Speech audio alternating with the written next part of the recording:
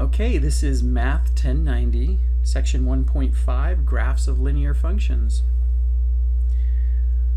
Okay, there's two basic ways to graph a linear function. If you know 2 points on the line, you can graph the 2 points and draw a straight line between them. Another way to graph a line would be if you know a single point on the graph and the slope, or the rate of change of the graph, and then you can use that slope to find another point on the graph of the line, and then you draw a line connecting those 2 points. Of course, in number 2 here it says you can use the initial value, the output when x equals 0, and the rate of change, but really it could be any point. You could start at any point and then use the rate of change to get another point. Okay, and by rate of change or slope, remember slope represents the change in y over the change in x, and so otherwise known as the rise over the run. So as you can see in this second graph here, we have a slope of 1/2.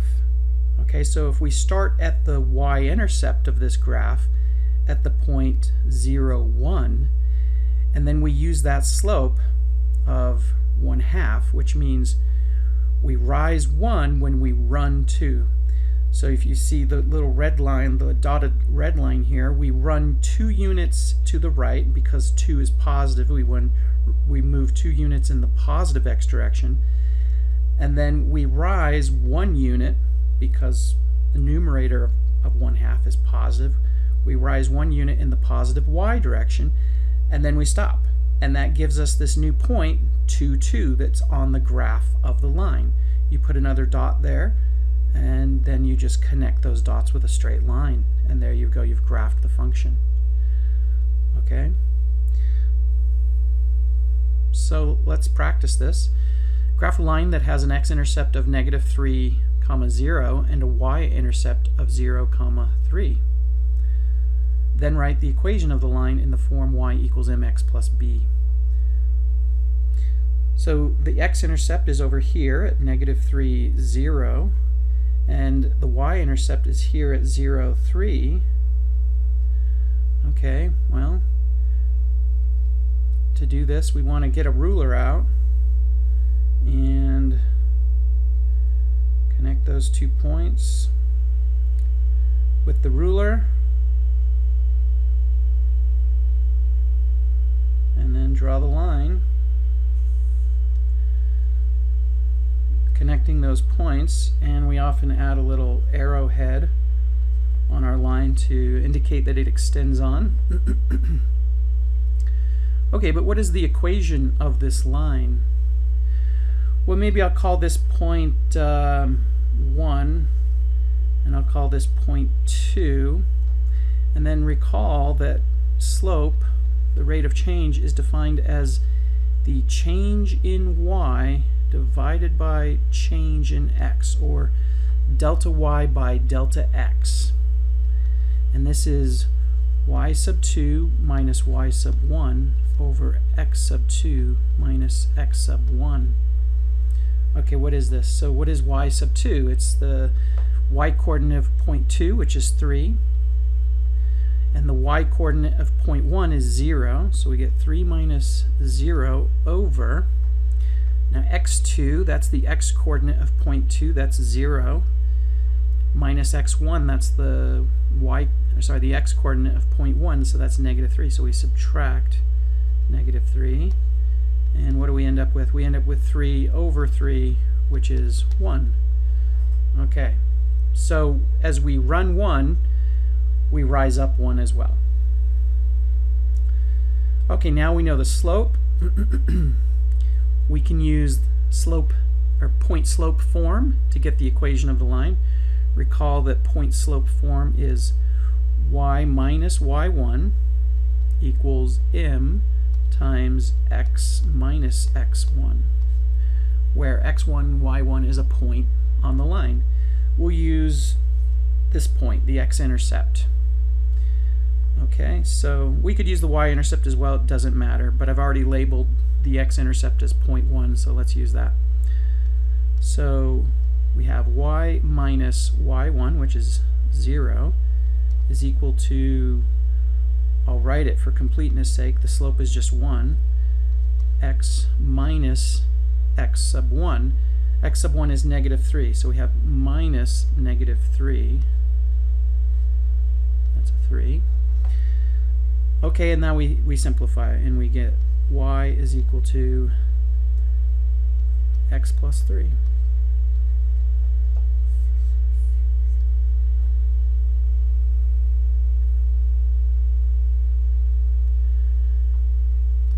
Okay, next exercise. Graph the line that goes through the points -6, 4, and 6, -8. Then write the equation of the line in the form y equals mx plus b. -6, 4, that would be this point right here. And 6, -8 would be, we go 6 units in the x direction and then 8 units in the negative direction of the y-axis. So down to -8 here. Okay, let's get a ruler out and connect these 2 points with a line. Oops. Okay. Let's move that over a little bit. Okay, we need to get the equation of this line as well. I'll call this point 1. I'll call this point 2. Okay, so m is equal to the change in y over the change in x, or y sub 2 minus y sub 1 divided by x sub 2 minus x sub 1, which is -8 minus y2 is 4 over x2 is 6 minus x1, which is -6. So m is equal to -12 over 6 minus -6 is 6 plus 6, or +12. So this slope is -1. Okay. To get the equation of the line, we use point slope form. Y minus y1 equals m times x minus x sub 1. So we get y minus y sub 1 is 4 equals -1 times x minus x sub 1, and x sub 1 is -6, so minus -6 is the same as +6. Okay, we simplify this and we get y minus 4 is equal to -x minus 6. If I add 4 both sides to solve for y, I will get y equals -x, and then -6 plus 4 is -2.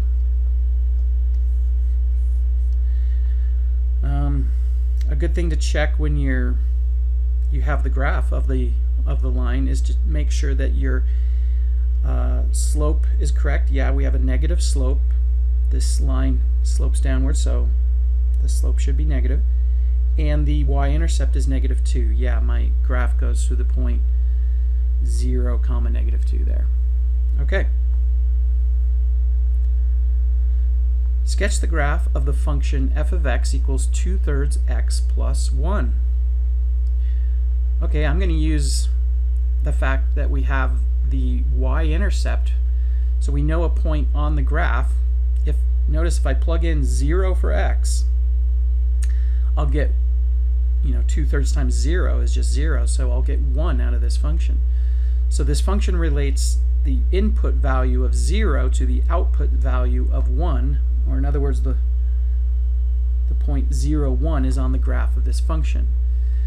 And now I'm going to use the slope as rise over run to get another point, and then just connect those points with a line.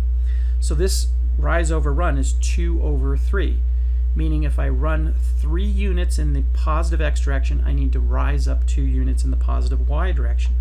So running 3 units in the positive x direction from this point puts me 1, 2, 3 units to the right, puts me right here. And then if I rise up 2 points, it puts me right here at the point, what is that, 3, 3. Okay, let's erase those little points I put on there. And now let's connect these points with a line.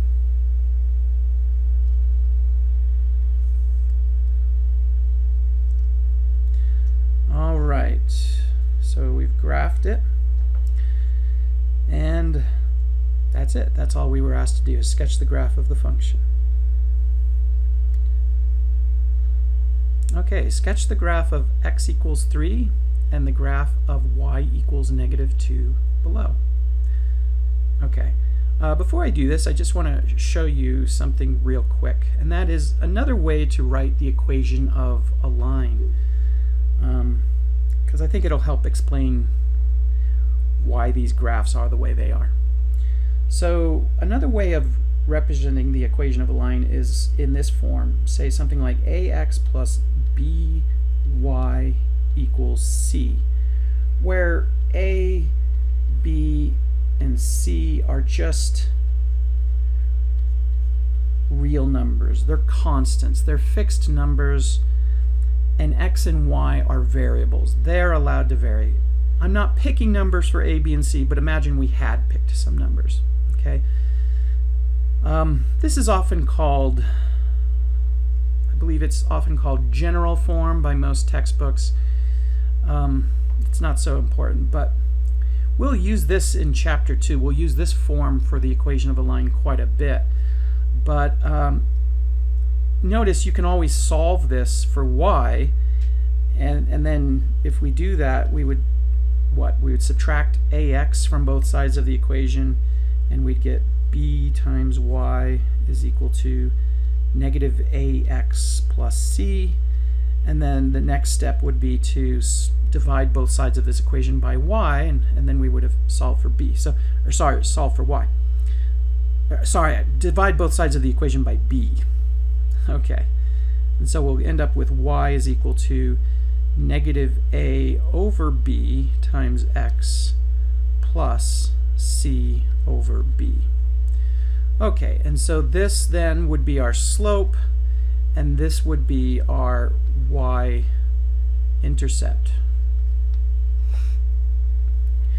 Okay, so this ax plus by equals c is a perfectly valid way of writing the equation of a line. And the reason I went through all this is because this equation x equals 3, well, without any context, you might just think, oh, well, I draw a number line, and then I find 1, 2, 3, and there we go. I could plot a point, right? And that would be a perfectly valid graph for that equation if there was only one variable. So what I'm trying to get at is that we need to use the context of the problem. If there's only one variable, then this one-dimensional graph with just a point at the value x equals 3 would be legitimate. But by context, we know we're dealing with two-variable situation, y and x. So a one-dimensional graph is not sufficient. Okay, so the way you could think of this equation, x equals 3, is we could think of it as x plus 0 times y equals 3. Okay? And so then, no matter what I put in for y there, notice that 0 times that value will always result in 0. So what this is really saying is that y can be any value, but x will have to be 3. Okay? What are the points that satisfy that equation? The xy points that satisfy that. Well, y can be anything, but x has to be 3. Well, that's exactly all of the points on this vertical line that goes through the point that goes through 3 on the x-axis. Let me get that just... Okay, so yeah, we would get a vertical line for that graph. And then y equals -2. Similarly, I could rewrite this as 0 times x plus y equals -2. And here we see it doesn't matter what x coordinate our points have, but their y coordinate has to be -2. So that would be all the points down here on this line, this horizontal line that goes through y equals -2. Okay, so whenever you see something like x equals 3 or y equals -2 and we're in the context of a two variable situation, then you have a vertical or horizontal line. Okay, a few definitions here. Two lines are parallel if their slopes are equal, or if both lines are vertical. In other words, given f of x equals m1 times x plus b and f of x is equal to m2 times x plus b, the lines are parallel if m1 equals m2, if the two slopes are the same. And we use this little symbol, these two little vertical lines next to each other to denote parallel.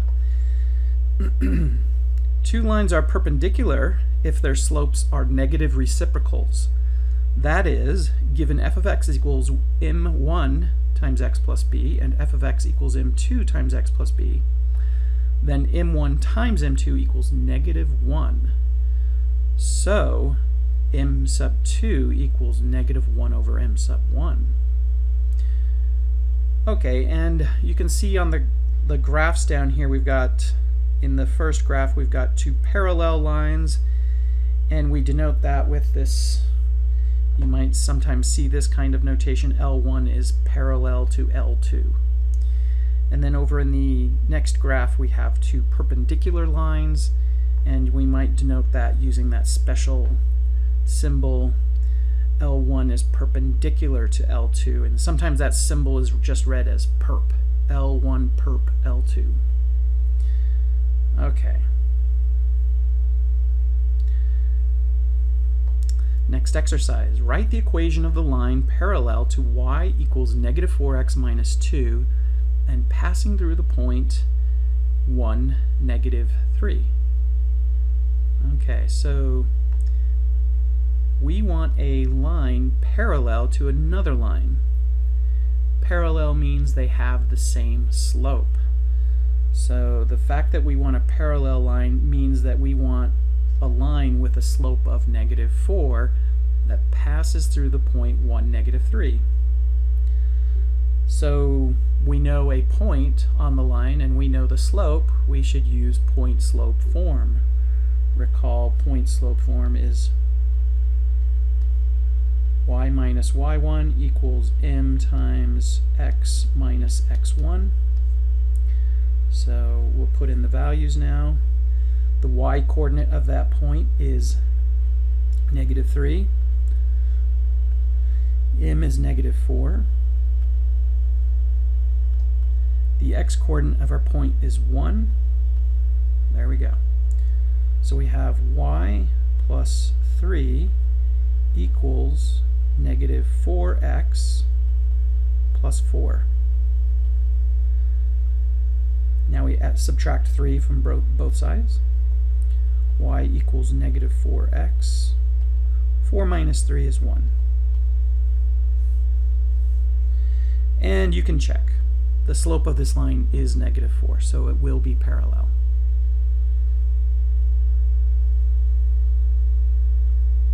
Okay, let's do the next exercise.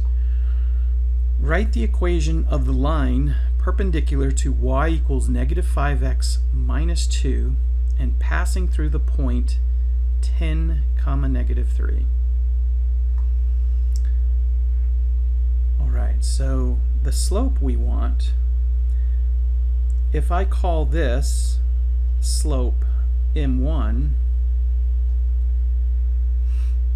then the slope that will be perpendicular to that, I'll call it M2. This will be -1 over M1, which is -1 over -5, which is 1/5. So the slope of the line that we want will be 1 over 5, and it will pass through the point 10, -3. Let's use point slope form again. Y minus y1 equals in this case m2 is what we want, times x minus x1. Okay, y sub 1 is this point there. Our slope is 1/5, and x sub 1 is 10. So this simplifies to y plus 3 equals 1/5 x, and then when I distribute 1/5 to -10, I get -2. Okay, now I subtract 3 from both sides of this equation, and I get y is equal to 1/5 x minus 5.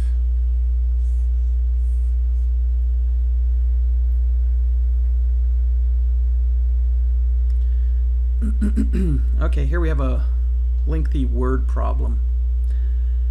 Netflix made headlines in September 2011 when it split its streaming video service and its DVD by mail service into two companies. This decision was based on projections that streaming videos will replace DVDs in the future. In this problem, we will explore these projections. Total DVD and Blu-ray disc sales in 2009 were 8.73 billion. For the purpose of this problem, you will combine DVD and Blu-ray disc sales into one category of DVD sales. A study by Instat predicted that physical disc sales will decline by 4.6 billion by 2014. And that streaming, on the other hand, should grow from its current 2.3 billion to 6.3 billion over the same time period. We're asked to write an equation that represents the linear model for DVD sales. Let D be DVD sales in billions, and let T be the number of years since 2009. Okay, when faced with a word problem like this, what I like to do is to gather the data into a table so that I can make sure I know what each value that's given to me represents. Okay, and what we're trying to do here is come up with a linear function that relates sales to time. So and we're going to use the symbol D for sales of DVDs, or DVD sales. Okay, so we're going to relate D to T. So let's see here. We've got a lot of numbers floating around here. Let's make a little table. We have the year. We have our T values. We have our DVD sales, that's represented by D. And if you scroll down, you'll see that in the next part, part B, it tells us to use S to be the total sales of streamed videos in billions of dollars. So let's make a table with the S values as well. Okay, so let's see. In the year 2009, this last phrase of part A is key. It says, let t be the number of years since 2009. So when the year is 2009, if t is the years since 2009, t will be 0 in this case. Now if we go and look in the previous paragraph, total DVD and Blu-ray disc sales, which we're lumping together, yet just calling DVD sales, in 2009 those were 8.73 billion. So that was 8.73 billion. And we'll just leave our numbers here, our sales numbers, in terms of billions to keep the writing down so we don't have to write lots of zeros. Okay, and then the next year we're talking about is the year 2014. And it says that a study by Instat predicted that physical disc sales will decline by 4.6 billion in 2014. Okay. Let's see, how many years past 2009 is 2014? Well, 2014 minus 2009 is 5, right? So that's going to be 5 years. And it says that, well, the prediction at least is that it will decline by 4.6 billion. So let's compute that. 8.73 billion minus 4.6 billion. So that will be 8.73 billion minus 4.6. I get 4.13. Okay, so 4.13 was the projection back in 2009. What about streaming sales? Streaming, on the other hand, should grow from its current 2.3 billion to 6.3 billion over the same time period. So in the year 2009, streaming sales were 2.3 billion, and they're projected to grow to 6.3 billion in the year 2014. Okay, so we've organized our data into a table. We've got 2 points of data for DVD and Blu-ray disc sales lumped together, and 2 points of data for streaming sales. And in this part A, we're just trying to get the equation or the linear model for DVD, the lumped DVD and Blu-ray disc sales. Okay, so these are our points. 0 is related to 8.73 and 5 is related to 4.13. We need to get the slope of this line.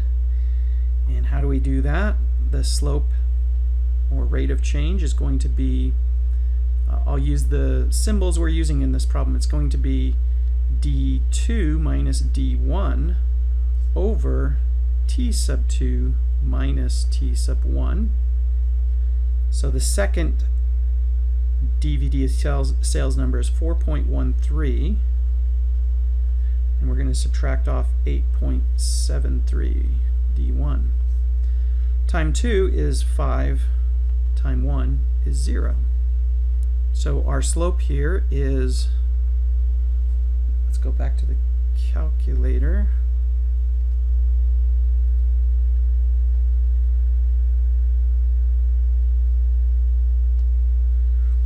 We want to do 4.13 minus 8.73. We get negative 4.6 over 5.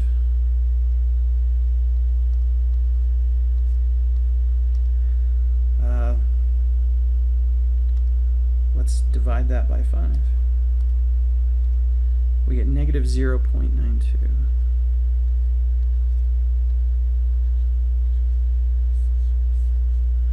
Okay.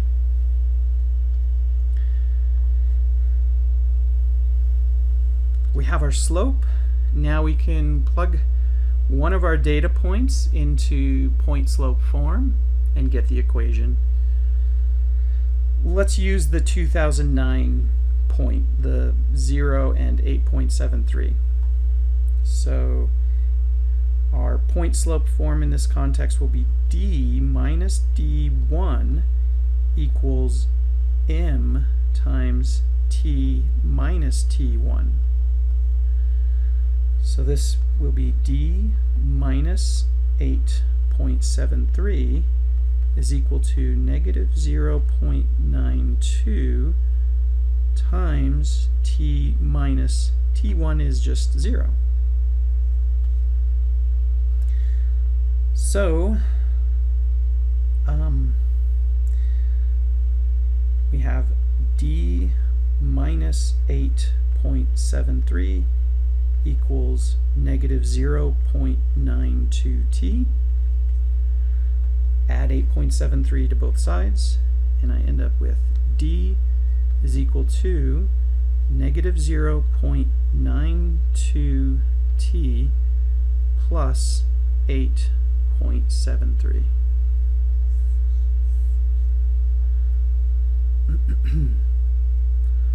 Okay, a little sanity check. This does have a negative slope, so that means that we're predicting that DVD sales, DVD and Blu-ray sales, will decrease from 2009 to 2014. Does that agree with what we were told? Yeah, the prediction is that physical disc sales will decline, so that's good. Okay.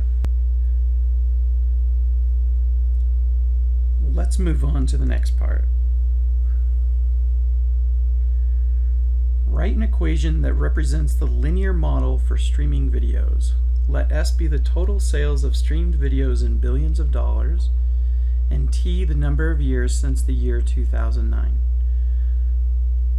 Okay, so we need to get the slope, and in this case we're getting a function S as a function of T. So here M will be S2 minus S1 over T2 minus T1. Okay, and let's see, what are the values from our table there? It looks like S2, the second streaming sales number, was 6.3 billion, and the first one was 2.3 billion. And T2 is 5, T1 is 0. Okay. So 6.3 minus 2.3, that's going to be 4. So we get 4/5, or 0.8 if we want decimal.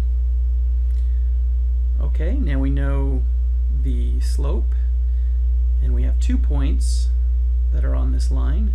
We can use point slope form to get the equation of the line. So in this context, the point slope form will be S minus S1 is equal to M times T minus T1.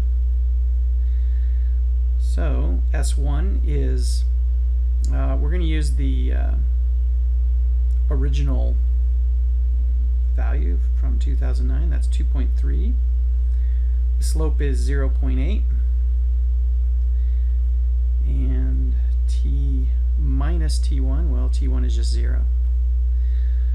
Okay, so let's simplify this a little bit. We get S minus 2.3 equals 0.8 T, or S is equal to 0.8 T plus 2.3. All right, yeah, and that has a positive slope, which agrees with the projection that streaming sales will increase. Okay, part C. In what year does the model predict streaming video sales will exceed DVD sales? Well, before DVD sales can exceed streaming sales, they first have to be equal. and then they can pass. So really what we want to know is, well, when do they become equal? So we want to answer the question, when does S of t equal d of t?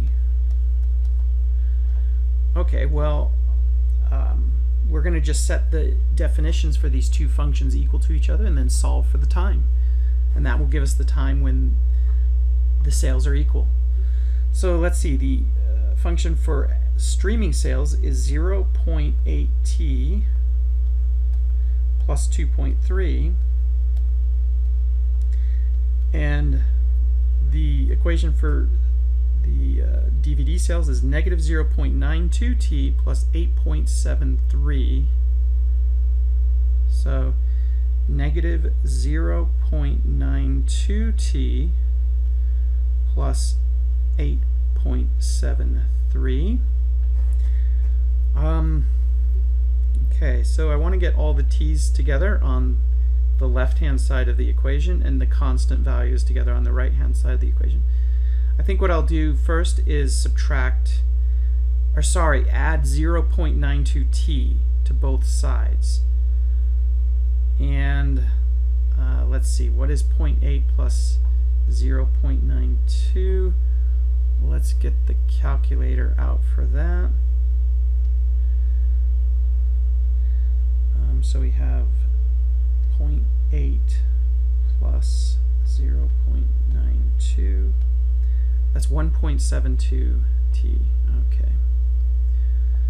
So we have 1.72t plus 2.3 equals 8.73. Okay, subtract 2.3 from both sides, and what do I get? I get 1.72t is equal to, let's see, 8.73 minus 2.3 will be 6.43. 6.43. So t is going to equal 6.43 divided by 1.72. Definitely going to do that on my calculator. 6.43 divided by 1.72. So 6.43 divided by 1.72. Maybe round that to 3.74. So t equals 3.74. T approximately equals that. Okay.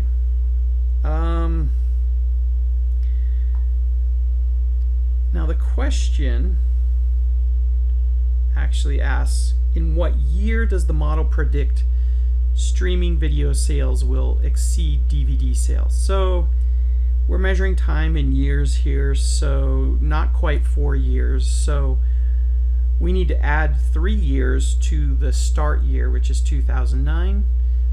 2009 plus 3 is 2012. So we expect, and this is just a projection anyway, so we projected that the streaming sales will exceed DVD and Blu-ray sales sometime late in the year 2012.